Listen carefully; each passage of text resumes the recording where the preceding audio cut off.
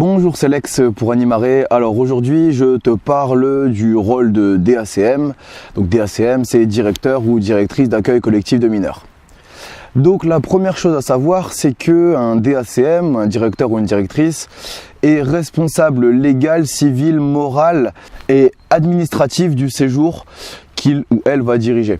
Donc ce qui veut dire que c'est pas un rôle à prendre à la légère, je reviendrai tout à l'heure dessus, mais c'est un rôle plein de fonctions, plein de responsabilités qui va faire qu'on est, en tant que directeur ou directrice, qu'on est garant, qu'on est responsable et que c'est à nous qu'on va venir demander des comptes sur n'importe quel aspect du séjour qu'on aura dirigé, qu'on aura mis en place.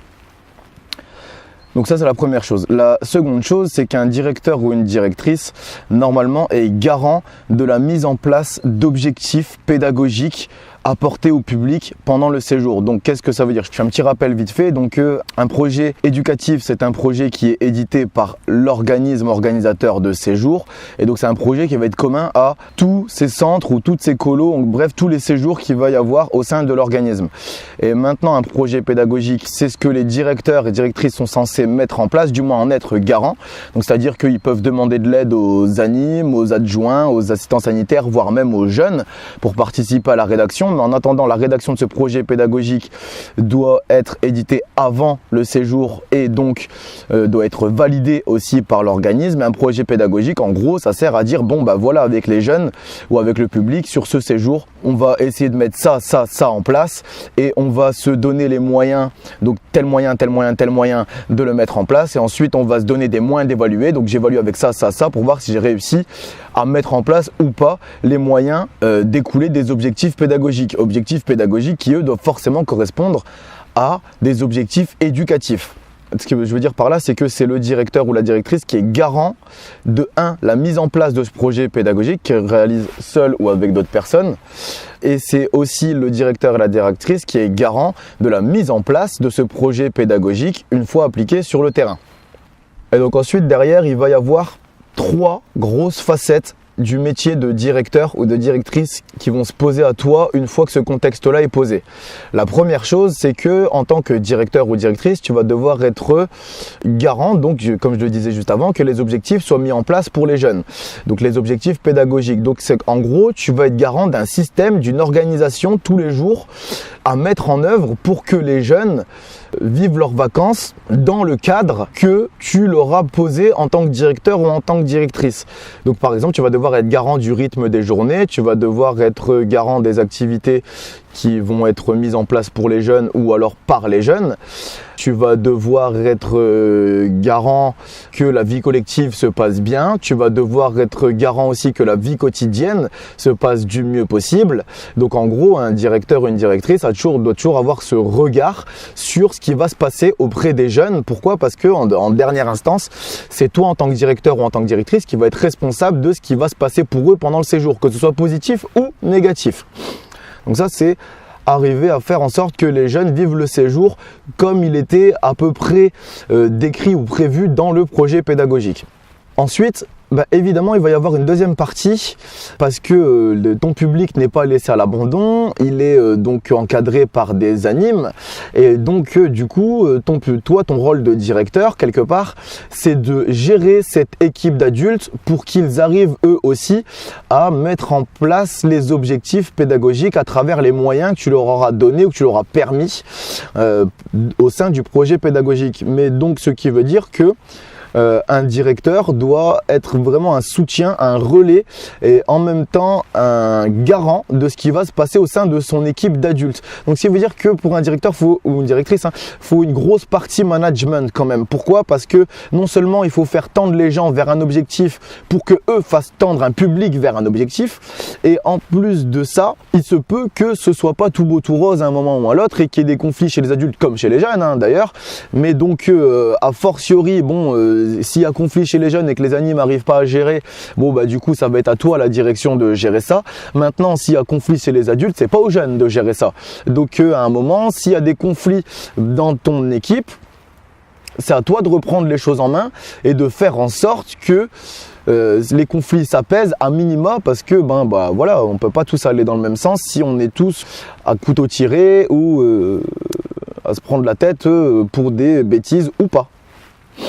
Et enfin, partie à ne pas négliger non plus, ça va être la partie administrative du rôle de direction. Pourquoi ? Parce que sur un séjour, un accueil collectif de mineurs, il y a des documents légaux à remplir une fois que les jeunes sont là, même des fois avant même que les jeunes arrivent, voire même une fois que les jeunes sont partis.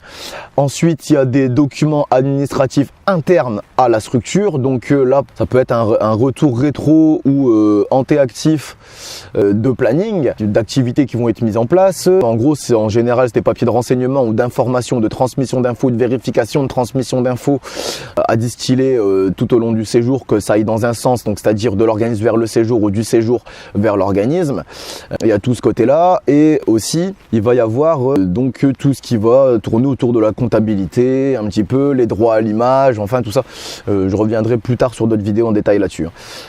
Mais donc, en tant que directeur ou directrice, tu as un rôle très très important, c'est celui de rendre la traçabilité du séjour. Et là-dessus, tu n'as pas vraiment le droit de te louper, parce qu'aujourd'hui, en France, on vit dans une société où toute traçabilité est importante, et si elle n'est pas remplie correctement, on va chercher à savoir qui, quoi, quand, où, comment, et surtout qui va payer. Donc l'administratif n'est pas à négliger. Et enfin, il y a un dernier rôle qui, je pense, est très important dans le rôle de directeur de DACM, c'est enfin le rôle formateur qu'il ou elle va avoir. Alors bon, déjà il y a formateur pour les stagiaires pratiques, ça c'est une obligation. Le directeur ou la directrice doit avoir un rôle formateur pour poursuivre le cursus de formation des stagiaires pratiques, que ce soit en BAFA ou en BAFD, des stagiaires qu'il va recueillir au sein de son séjour. Maintenant, il y a aussi un rôle formateur qu'il normalement se doit d'avoir avec tout le reste de son équipe. Pourquoi ? Parce qu'il est censé pouvoir, il ou elle, est censé pouvoir les remplacer dans n'importe quelle fonction ou n'importe quel rôle qu'ils ou elles vont affronter sur le terrain. Donc un directeur doit être capable de remplacer un anime, doit être capable de remplacer un AS, doit être capable de remplacer un adjoint et forcément de faire son taf de directeur. En tant que directeur, on est censé aiguiller, impulser les gens vers une dynamique dont on est le garant au sein de notre projet pédagogique. Et oui, donc quelque chose qu'il ne faut pas oublier non plus, c'est que donc du coup directeurs et directrices sont responsables du suivi pédagogique, et donc c'est leur rôle aussi de prendre des retours sur les événements qui se sont passés. C'est leur rôle aussi de faire organiser l'avenir au reste de son équipe, voire même aux jeunes. Donc du coup c'est pour ça qu'on voit apparaître des réunions à minima d'équipes pédagogiques régulièrement dans l'animation, donc pas forcément tous les jours, mais bon, c'est quelque chose qui est récurrent en colo ou en centre. En général on fait une réunion tous les jours, mais c'est pas obligatoire, des fois on peut s'en passer. Mais donc si on voit ces réunions apparaître, c'est bien parce que ça fait partie intégrante du rôle et fonction de directeur ou de directrice, et que ces personnes-là, enfin toi en tant que directeur ou en tant que directrice, à un moment ou à l'autre, tu vas avoir besoin de savoir comment ça s'est passé, et tu vas avoir besoin d'organiser l'avenir. Donc c'est pour ça qu'il y a ces réunions.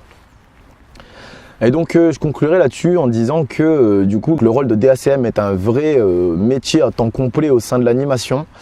Il comporte beaucoup moins d'actions visibles, soit par le public, soit par l'équipe d'adultes en général, mais c'est pas pour autant qu'il y a moins d'actions, il y en a tout autant. À partir du moment où on fait ce rôle consciencieusement, dans la journée, on n'a pas une seule minute de répit. Donc, mais ça, je dis bien, c'est à partir du moment où on fait ce rôle consciencieusement. Sur ce, je te laisse. Si ce n'est toujours pas fait, je te conseille de t'abonner à la chaîne Animaré. Pourquoi ? Parce que en fait, YouTube c'est une machine bizarre, et si tu t'abonnes pas, au bout d'un moment, l'algorithme ne te fait plus remonter les vidéos qui te plaisent, même si tu as été les voir fréquemment sur une seule chaîne, dans ton fil d'actualité, parce que pour ça, il faut t'abonner ou commenter ou mettre des pouces. Mais voilà, commentaire, bien évidemment, si ça t'intéresse, tu veux débattre sur les sujets que je pose, il n'y a pas de souci.